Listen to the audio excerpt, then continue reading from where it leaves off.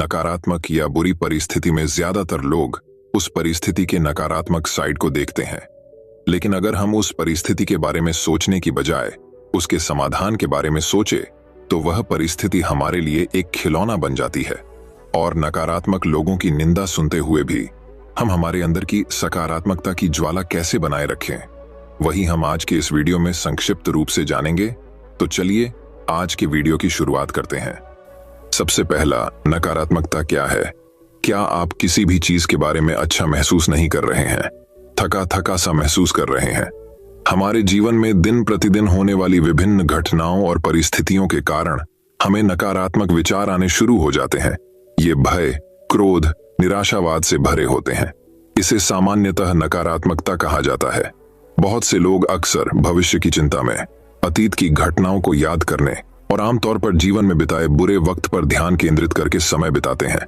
यह नकारात्मक या अवांछित विचार चिंता और उदासी का कारण बनते हैं और हमारी ऊर्जा को कम करते हैं। हमारे आसपास के वातावरण में जो कुछ भी हो रहा है, नकारात्मक और सकारात्मक, वह भी हमारी मानसिक स्थिति को प्रभावित करता है। जो कुछ भी हो रहा है उसे नियंत्रित करना हमारे हाथ में नहीं है, लेकिन अपने मस्तिष्क को इस बात के लिए तैयार करना कि वह नकारात्मकता से कैसे निपटे, यह पूरी तरह से हमारे हाथों में है। निरंतर अभ्यास से नकारात्मक सोच पैटर्न को उन विचारों से बदला जा सकता है जो सुख और खुशी देते हैं।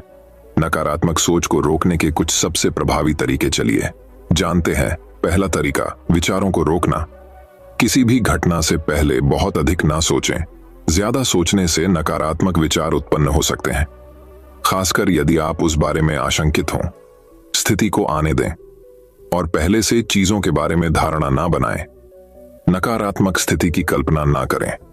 जब आपको लगे कि नकारात्मक विचार आपके दिमाग में प्रवेश करने लगे हैं तो उन्हें रोकने का प्रयास करें।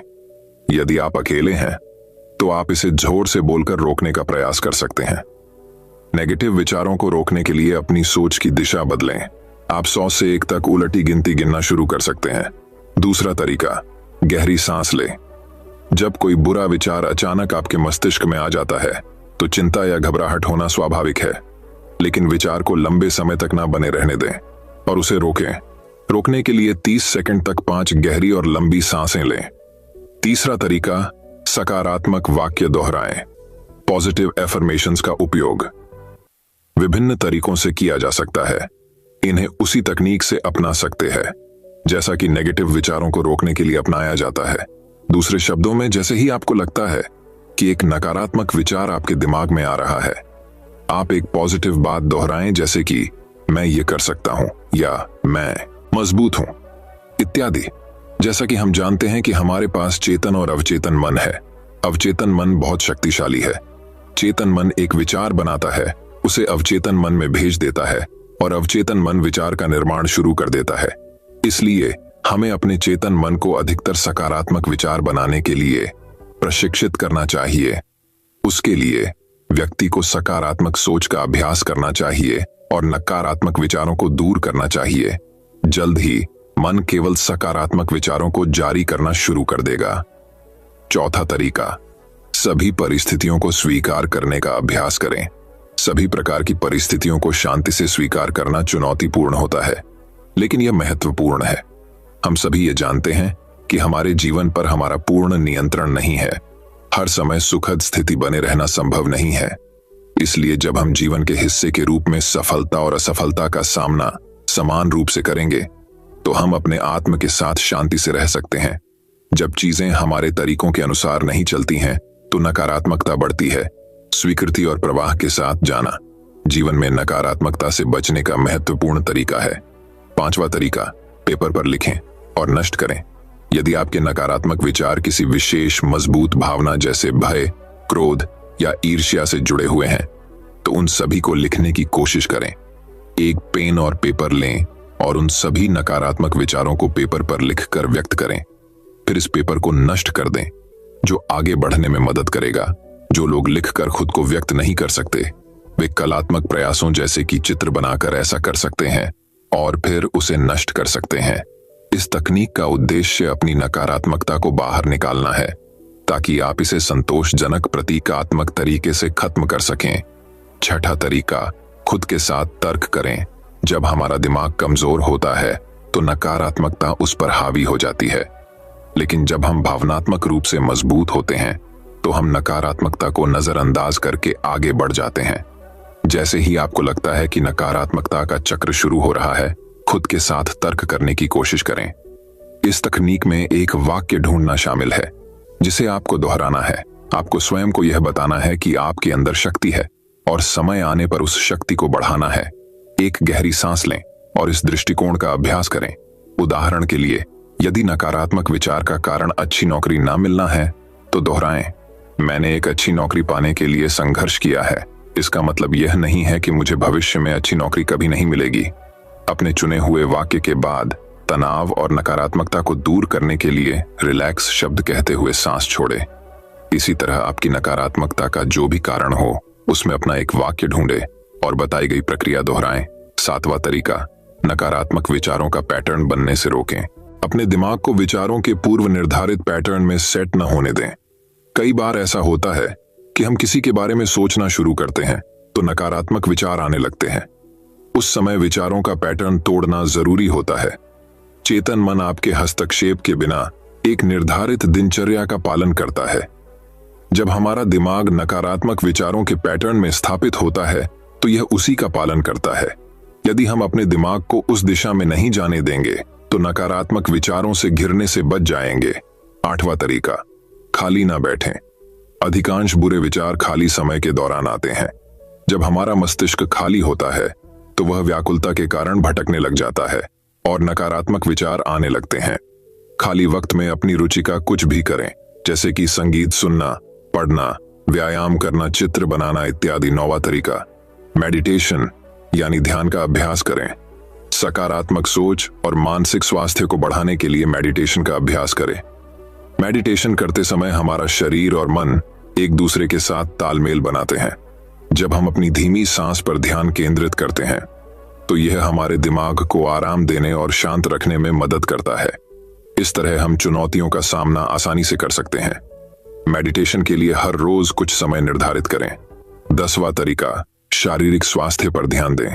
अपने आहार और व्यायाम पर ध्यान दें। इससे आपको खुश और सकारात्मक रहने में मदद मिलेगी। वर्कआउट करते समय हमारा शरीर हार्मोन को रिलीज करता है जो सकारात्मकता पैदा करते हैं। अध्ययनों से साबित हुआ है कि जो लोग नियमित कसरत करते हैं वे खुश और संतुष्ट रहते हैं। नकारात्मकता को दूर रखने के लिए व्यायाम के लिए कुछ समय निर्धारित करें। तो दोस्तों, चलिए अब हम जानते हैं नकारात्मक लोगों को कैसे पहचानें और उनसे कैसे बचें। नकारात्मक लोगों को कैसे समझें। पहला तरीका, लगातार शिकायत करने वाला गुण। नकारात्मक लोगों में लगातार शिकायत करने की प्रवृत्ति होती है, चाहे बात उनकी नौकरी, रिश्तों या सामान्य जीवन की हो। वे लगभग हर चीज में खामियां ढूंढते हैं। इस निरंतर नकारात्मकता को पहचानना नकारात्मक व्यक्तियों की पहचान करने में पहला कदम है। दूसरा तरीका, लगातार निराशावाद। नकारात्मक लोग अक्सर गिलास को आधा खाली समझते हैं। वे समाधान ढूंढने के बजाय संभावित समस्याओं और बाधाओं पर ध्यान केंद्रित करते हैं। यदि आप सतर्क नहीं हैं तो उनका निराशावादी दृष्टिकोण थका देने वाला हो सकता है और आपके अपने दृष्टिकोण को प्रभावित कर सकता है। तीसरा तरीका, जवाबदेही का अभाव। नकारात्मक व्यक्ति अक्सर अपने कार्यों की जिम्मेदारी से बचते हैं। वे अपनी समस्याओं पर स्वामित्व लेने के बजाय बाहरी कारकों या अन्य लोगों को दोष देते हैं। यह व्यवहार विषाक्त हो सकता है और व्यक्तिगत विकास में बाधा बन सकता है। चौथा तरीका, ऊर्जा को नष्ट करने वाले। नकारात्मक लोग ऊर्जा पिशाच होते हैं। उनके साथ समय बिताने के बाद आप भावनात्मक रूप से और थका हुआ महसूस कर सकते हैं। उनकी उपस्थिति से आपकी ऊर्जा के स्तर पर पड़ने वाले प्रभाव को पहचानना आपकी भलाई के लिए महत्वपूर्ण है। तो दर्शकों, अब जानते हैं नकारात्मक लोगों को पहचानने के तरीके। पहला तरीका, मौखिक संकेतों पर ध्यान दें। व्यक्ति जिस भाषा का उपयोग करता है उसे सुने। लगातार नकारात्मकता, शिकायत और निराशावादी स्वर नकारात्मक मानसिकता के स्पष्ट संकेतक हैं। यदि कोई व्यक्ति बार बार नहीं कर सकता, नहीं करेगा या कभी नहीं जैसे शब्दों का उपयोग करता है तो यह एक खतरे का संकेत हो सकता है। दूसरा तरीका, शारीरिक भाषा पर ध्यान दें। नकारात्मक व्यक्ति अक्सर शारीरिक भाषा के कुछ संकेत प्रदर्शित करते हैं। झुकी हुई मुद्रा, आंखों से संपर्क की कमी और आमतौर पर बंद व्यवहार नकारात्मक मानसिकता का संकेत दे सकता है। इसके विपरीत सकारात्मक लोगों की शारीरिक भाषा अधिक खुली और संलग्न होती है। तीसरा तरीका, सोशल मीडिया गतिविधि का मूल्यांकन करें। किसी व्यक्ति की ऑनलाइन उपस्थिति उनकी मानसिकता में मूल्यवान अंतर्दृष्टि प्रदान कर सकती है। लगातार शिकायतें पोस्ट करना, नकारात्मक विचार या ऑनलाइन विवादों में उलझना नकारात्मकता के संकेत हैं। लोग सोशल मीडिया प्लेटफॉर्म पर क्या साझा करते हैं, इसके प्रति सावधान रहें। चौथा तरीका, उनके प्रभाव क्षेत्र पर विचार करें। लोग अक्सर अपने पर्यावरण का उत्पाद होते हैं। यदि कोई व्यक्ति नकारात्मक व्यक्तियों से घिरा हुआ है तो संभव है कि उनका दृष्टिकोण समान हो। उनके दृष्टिकोण को बेहतर ढंग से समझने के लिए जिस कंपनी में वे रहते हैं उसका मूल्यांकन करें। तो दर्शकों, चलिए अब हम जानते हैं नकारात्मक लोगों से बचने के उपाय। पहला उपाय, सीमाएं निर्धारित करें। नकारात्मक व्यक्तियों के साथ स्पष्ट सीमाएं स्थापित करें। अपनी सीमाएं बताएं और बताएं कि आप लगातार नकारात्मकता बर्दाश्त नहीं करेंगे। यह आपके रिश्ते में एक स्वस्थ गतिशीलता बनाने में मदद कर सकता है। दूसरा उपाय, अपनी लड़ाई चुनें। हर लड़ाई लड़ने लायक नहीं होती। नकारात्मक लोग आपको अपने नाटक में फंसाने की कोशिश कर सकते हैं। जिन मुद्दों से आप जुड़े हैं उनके बारे में चयनात्मक रहें और अपनी मानसिक भलाई को प्राथमिकता दें। तीसरा उपाय, सहानुभूति का अभ्यास करें। जबकि खुद को नकारात्मकता से बचाना महत्वपूर्ण है, सहानुभूति का अभ्यास आपको किसी की नकारात्मकता की जड़ को समझने में मदद कर सकता है। हालांकि सावधान रहें कि इस प्रक्रिया में उनकी नकारात्मक ऊर्जा अवशोषित न हो जाए। चौथा उपाय, अपने आप को सकारात्मकता से घेरें। अपने आप को समान विचारधारा वाले व्यक्तियों के साथ घेर कर एक सकारात्मक और उत्थानशील वातावरण विकसित करें। ऐसे मित्रों, परिवार और सहकर्मियों की तलाश करें जो जीवन के प्रति सकारात्मक दृष्टिकोण साझा करते हों। पांचवा उपाय, समाधान पर ध्यान दें। जब नकारात्मकता का सामना करना पड़े तो अपना ध्यान समाधान खोजने पर केंद्रित करें। मौजूदा मुद्दों पर ध्यान केंद्रित करने के बजाय सकारात्मक समस्या समाधान चर्चाओं को प्रोत्साहित करें। यह दृष्टिकोण नकारात्मक ऊर्जा को रचनात्मक कार्यों में पुनर्निर्देशित करने में मदद कर सकता है। विविध व्यक्तित्वों से भरी दुनिया में सकारात्मक और पूर्ण जीवन बनाए रखने के लिए नकारात्मक लोगों को पहचानना सीखना और उनके प्रभाव से बचने के लिए प्रभावी रणनीतियों को अपनाना महत्वपूर्ण है। नकारात्मकता के संकेतों को समझकर और अपनी भलाई की रक्षा के लिए सक्रिय रूप से उपायों को लागू करके आप आत्मविश्वास और लचीलेपन के साथ रिश्तों को निभाने के लिए खुद को सशक्त बनाते हैं। याद रखें, सकारात्मकता चुनना केवल एक मानसिकता नहीं है, यह जीवन का एक तरीका है जो अधिक खुशी और सफलता की ओर ले जा सकता है। तो दर्शकों, चलिए अब सुनते हैं सकारात्मक सोच की शक्ति की प्रेरणादायक कहानियां। पहली कहानी, नकारात्मक नजरिया छोड़ सकारात्मक नजरिया अपनाओ। जिंदगी में परेशानियां, मुश्किलें तो सभी के साथ लगी रहती हैं, लेकिन कुछ लोग हर एक चीज को नकारात्मक नजरिए से ही देखते हैं और हमेशा परेशान रहते हैं, हमेशा चिंता और तनाव से घिरे रहते हैं और अपने घर परिवार में भी तनाव का माहौल बना देते हैं। वो किसी भी चीज से खुश नहीं रहते हैं और अपने आगे बढ़ने के रास्ते बंद कर लेते हैं। वहीं कुछ लोग ऐसे भी होते हैं जो जिंदगी में हर एक चीज को सकारात्मक नजरिए से देखते हैं। वो हर एक परेशानी, हर एक मुश्किल के सकारात्मक पक्ष को देखते हैं और ज्यादातर खुश रहते हैं।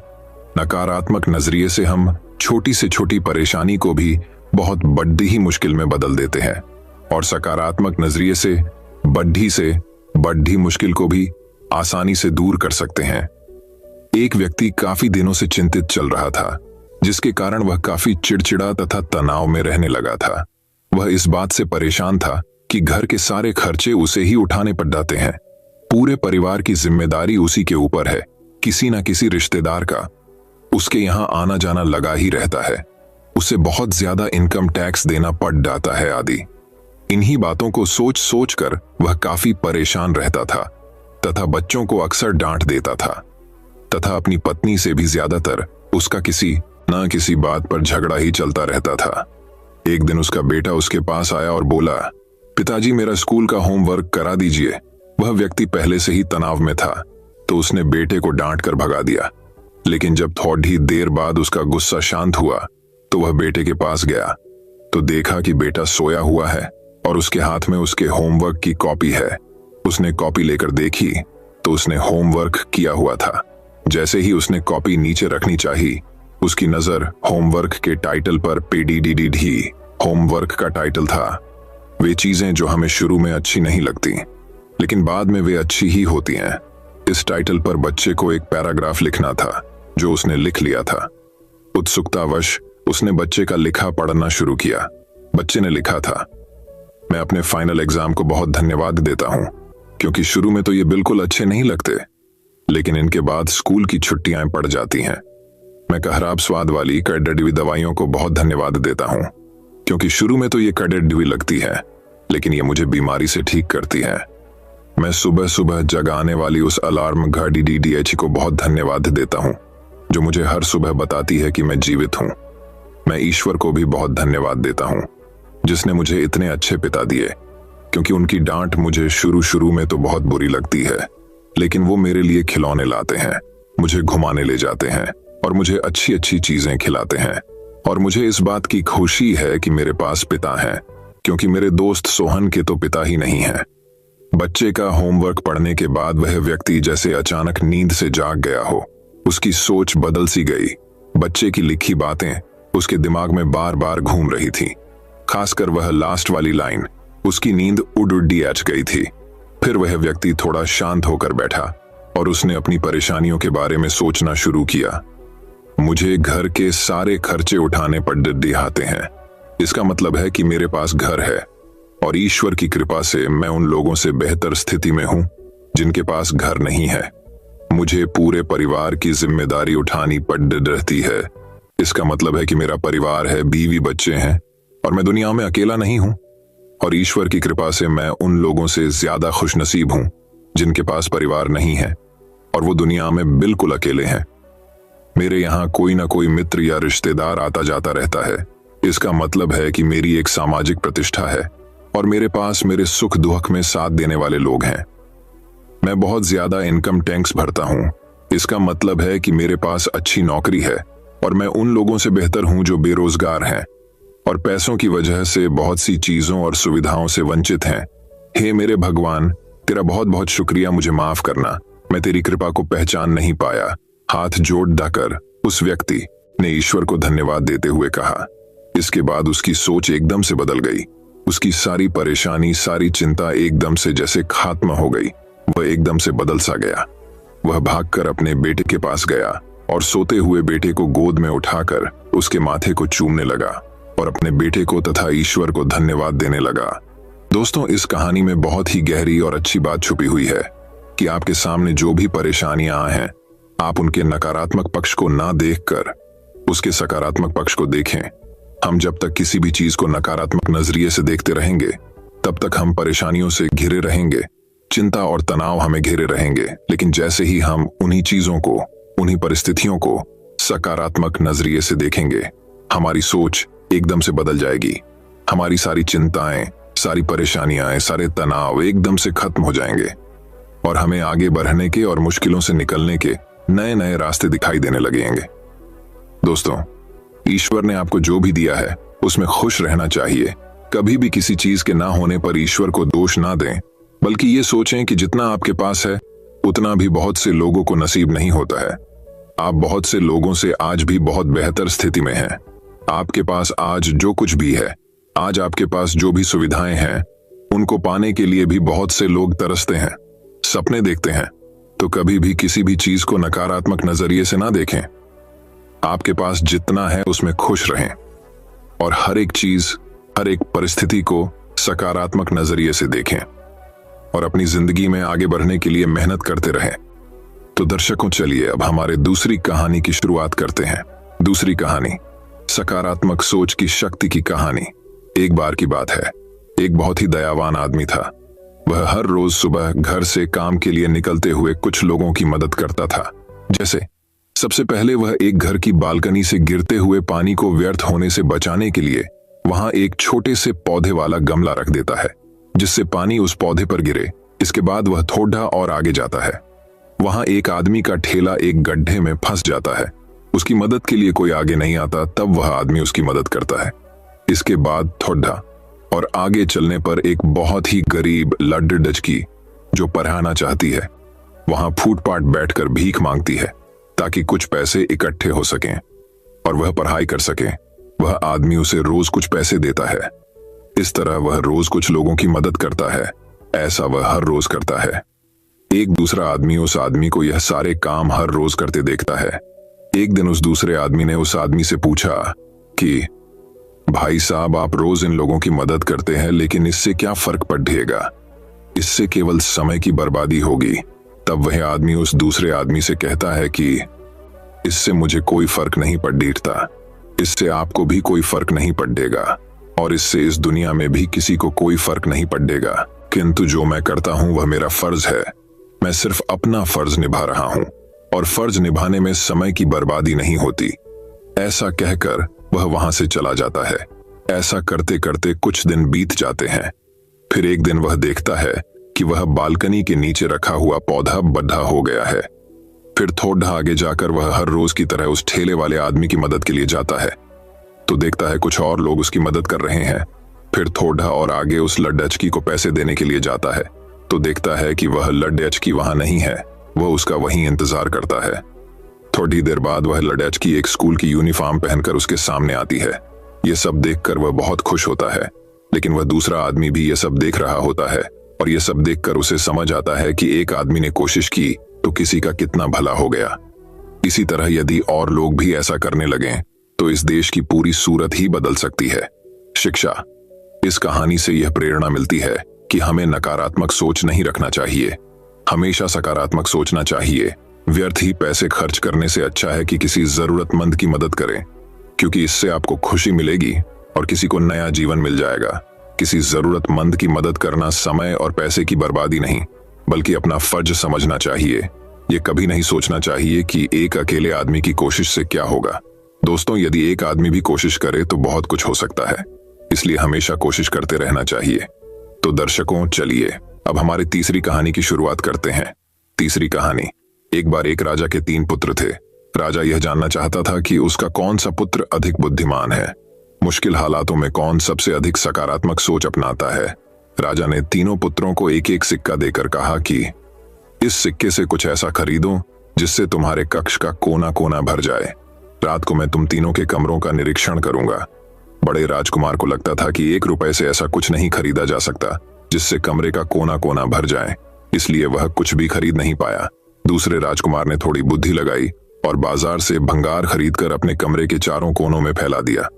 सबसे छोटा राजकुमार सकारात्मक सोच वाला था। वह सोचने लगा कि मेरे पिता एक इतने बड़े राज्य के राजा हैं। अगर एक सिक्का दिया है ऐसी चीज खरीदने को जिससे कमरे का कोना कोना भर जाए, तो जरूर कुछ ना कुछ तो ऐसा वास्तविकता में होगा। अपने पिता की बात को ध्यान से समझकर वह बाजार से दिए खरीद कर लाया। उसने कमरे के सभी कोनों पर रखे थे, जिससे उसके कक्ष का कोना कोना रोशनी से भर गया। राजा ने रात्रि को तीनों पुत्रों के कक्षों का निरीक्षण किया। राजा ने तीनों पुत्रों को पास बुलाया। राजा ने कहा कि जब मैंने सिक्का खर्च करने को कहा था तो मैंने उससे क्या खरीद सकते हैं, उसका संकेत भी साथ ही दे दिया था।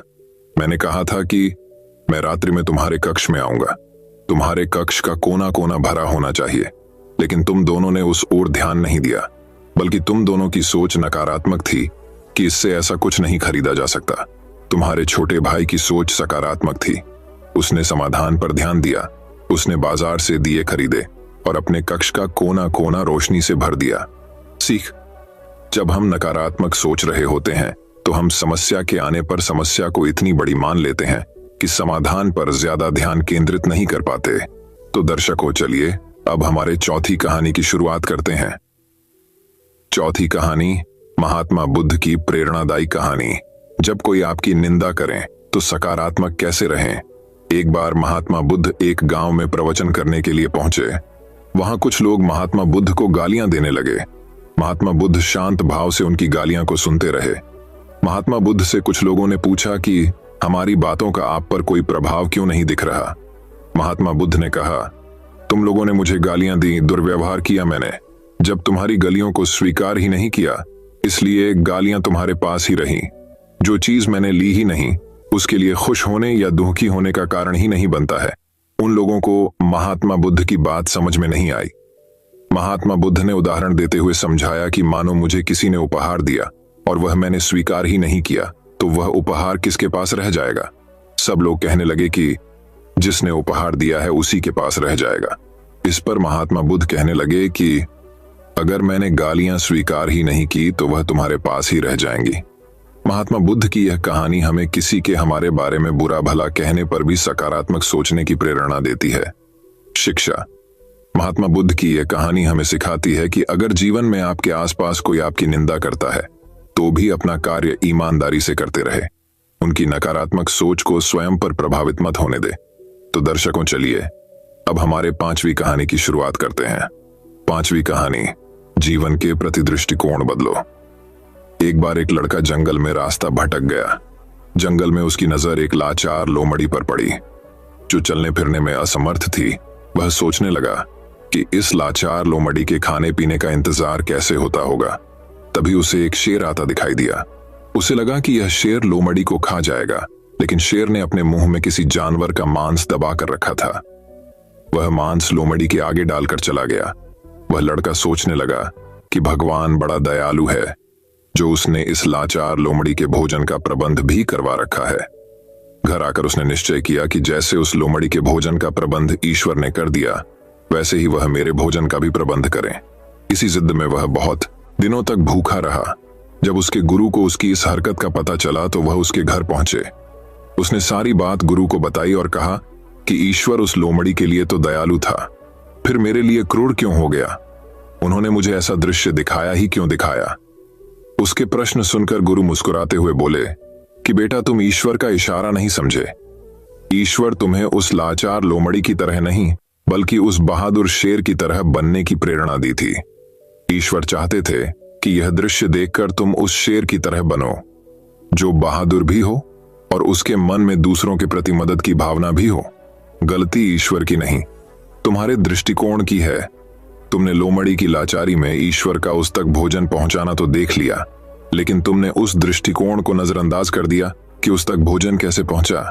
इसलिए ईश्वर के इशारे को समझो, उठो और भोजन करो। स्वयं को लोमड़ी की तरह लाचार नहीं बल्कि शेर की तरह बहादुर, आत्मनिर्भर बनाओ ताकि समय पड़ने पर दूसरों की मदद कर सको। गुरु के समझाने पर उस लड़के का जीवन के प्रति दृष्टिकोण बदल गया। हमारे साथ भी ऐसा होता है जब हमारे आसपास कई बार परिस्थितियां ऐसी ही जाती है जब हम ईश्वर द्वारा दिखाए हुए सकारात्मक पहलू को ना देखकर केवल नकारात्मकता पर ही अपना ध्यान केंद्रित कर देते हैं। शिक्षा। नकारात्मक परिस्थितियों में ही उनके सकारात्मक हल छुपे होते हैं। दोस्तों, मैं उम्मीद करता हूं कि यह कहानी सुनने से आपके जीवन में अच्छे बदलाव आए होंगे। आपको इस वीडियो से क्या सीखने मिला ये कमेंट करके जरूर बताएं और अपने परिवार, दोस्तों या आपके करीबी इंसान के साथ ये कहानी शेयर करके उन्हें भी इस ज्ञान से परिचित करवाएं। बाकी अगर आपको ये वीडियो दिल से अच्छी लगी हो तभी इस वीडियो को लाइक कर देना और आपने अब तक इस चैनल को सब्सक्राइब न किया हो तो चैनल को सब्सक्राइब भी जरूर कर देना। आपका हर दिन शुभ हो और खुशियों से आपका जीवन भरा रहे। धन्यवाद। नमो बुद्धाय।